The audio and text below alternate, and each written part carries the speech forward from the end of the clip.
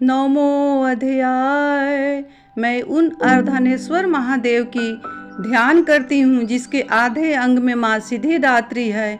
मैं उन्हीं अर्धनेश्वर महादेव की शरण में हूँ। तब ऋषि ने राजा से कहा, हे राजन, युद्ध में रक्त बीज तथा अन्य राक्षसों के हनन से शुंभ निशुंभ के क्रोध की पराकाष्ठा हो गई। इस प्रकार अपनी विशाल सेना दैत्य सेना का संहार होते देख क्रोध से भरे हुए निशुंभ देवी की ओर दौड़ पड़ा। उसके साथ ही दानवों की प्रमुख सेना थी। उसके आगे पीछे तथा पाशौर भाग में बड़े बड़े अंगरक्षक दैत्य थे, जो कुपित होकर अपने होठ काटते हुए देवी को मारने के लिए उद्देश्य से आए। महाबली शुंभ भी अपनी समस्त सेना के साथ मातृगणों से युद्ध करने के पश्चात चंडिका के वध के लिए आ पहुंचा। इसके अनंतर शुंभ निशुंभ का घमासान युद्ध देवी के साथ होने लगा। वे दोनों महाबलवान दैत्य मेघों की तरह अपने बाणों की देवी पर भीषण वर्षा कर रहे थे। उन दोनों के निक्षिप्त बाणों को चंडिका ने अपने बाणों से काटकर शस्त्रों द्वारा उन राक्षसों के अंगों को पीड़ित कर दिया। तब निशुंभ ने तेज धार वाली तलवार और चमकती हुई ढाल लेकर देवी के वाहन सिंह के मस्तक पर आघात किया। अपने वाहन सिंह के प्रहारित होने पर देवी ने क्षुरप्र नामक बाण के द्वारा निशुंभ की उस तलवार को काट गिराया तथा अष्ट रतन जड़ित ढाल को भी टुकड़े कर दिया।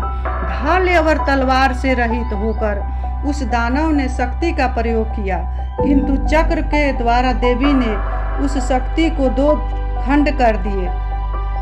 तब निशुंभ क्रोध से तिलमिला उठा और देवी का वध करने के लिए अपना शूल संभाला, किंतु देवी ने उस शूल को मुक्के की मार से ही चूर्ण कर डाला। तब उसने अपनी गदा को घुमाकर देवी पर आघात किया, परंतु वह गदा देवी के त्रिशूल से कटकर नष्ट हो गई। इसके अनंतर वह दैत्य हाथ में फरसा लेकर देवी की ओर बढ़ा। तब देवी ने अपनी बाणों की वृष्टि से उस दैत्य को धराशायी कर दिया। अपने पराक्रमी भाई को धरती पर गिरते देखे शुंभ अत्यंत क्रोधित होकर देवी को मारने के लिए दौड़ा। अपनी आकाशव्यापी लंबी अष्टभुजाओं से युक्त वह दैत्य रथ पर आयुधों से सुशोभित होकर शुंभ शोभित होने लगा। उसे आते देखकर देवी ने अपना शंख नाद और धनुष की प्रचंचा द्वारा रणस्थल में घोर टंकार किया। इसके पश्चात संपूर्ण दैत्य सेना के तेज को नष्ट करने वाले घंटे के नाद से समस्त दिशाओं को गुंजा कर दिया, जिससे सिंह की गर्जना को सुनकर बड़े बड़े मदमस्त गजराज भी सहम जाते थे। उस देवी के वाहन सिंह ने अपनी दहाड़ से दसों दिशाओं को कापा दिया। तब काली ने आकाश में छलांग लगाकर अपने दोनों हाथों से पृथ्वी पर प्रहार किया। उस क्रिया से ऐसा भयंकर शब्द उत्पन्न हुआ जिससे पहले के सभी शब्द उसमें विलीन हो गए।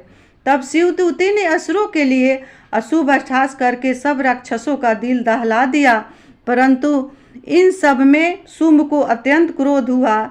उस समय देवी ने शुंभ को लक्ष्य करके कहा, अरे दुरात्म, खड़ा रह। तब आकाश मार्ग में खड़े सभी देवगण देवी की जय जयकार करने लगे। तब शुंभ ने ज्वालाओं से लपलपाती हुई अत्यंत भीषण शक्ति चलाई। अग्निमय पर्वत के सदृश उस भयंकर शक्ति को देवी ने बड़े भारी लुआठी से दूर कर दिया। उस समय शुंभ के सिंह नाद से त्रिलोक गूंज उठे। हे राजन, उनकी ध्वनि से ऐसा प्रतीत हुआ मानो वज्रपात हुआ हो, जिसमें अन्य सभी शब्द समा गए। शुंभ तथा देवी के परस्पर चलाए हुए बाणों को दोनों प्रतिद्वंदियों ने अपने बाणों द्वारा सैकड़ों और हजारों टुकड़े कर डाले। तब क्रोध होकर चंडिका देवी ने शुंभ पर अपने त्रिशूल से प्रहार किया। उस आघात को सहन न कर सकने के कारण शुंभ दैत्य चेतनाहीन होकर भूमि पर गिर पड़ा। इतने में ही शुंभ की चेतना लौट आई और उसने बाणों की वर्षा करके देवी काली तथा उनके वाहन सिंह को घायल कर दिया। फिर उस असुर राज ने अपने 10,000 हाथों को पैदा करके चक्रों के आघात से देवी को आच्छादित कर दिया। तब असहाय पीड़ा निवारण करने वाली देवी दुर्गा ने क्रोध होकर अपने बाणों से उन चक्रों तथा बाणों को काट दिया। तब देवी के इस अतुलनीय शौर्य को देखकर निशुंभ अपने सैन्य दल के साथ चंडिका का वध करने के उद्देश्य से हाथ में गदा लेकर बहुत वेग से उन पर झपट पड़ा। देवी ने अत्यंत तीक्ष्ण तलवार से उसकी गदा को काट दिया।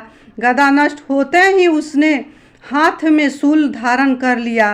देवताओं के पीड़क शुंभ को हाथ में शूल लेकर आते देख चंडिका ने बड़ी वेग से अपना शूल चलाकर उसके वक्ष को बिंद कर दिया। शूल के छाती छिद जाने पर उसी के समान महाकाय दैत्य उसकी छाती से निकलकर खड़ी रह कहता हुआ बोलने लगा।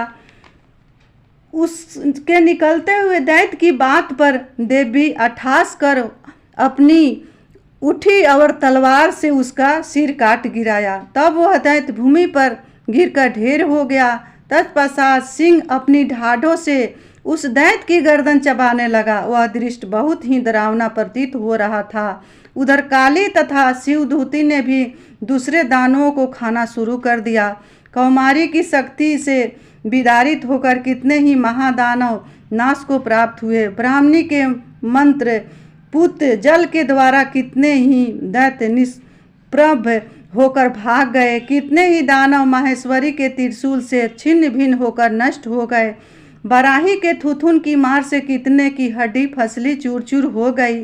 वैष्णवी ने अपने चक्र के प्रहार से राक्षसों के खंड खंड कर डाले। इंद्री के हाथ से चलाए हुए वज्र के से आहत होकर कितनों को ही अपनी जान गंवानी पड़ी।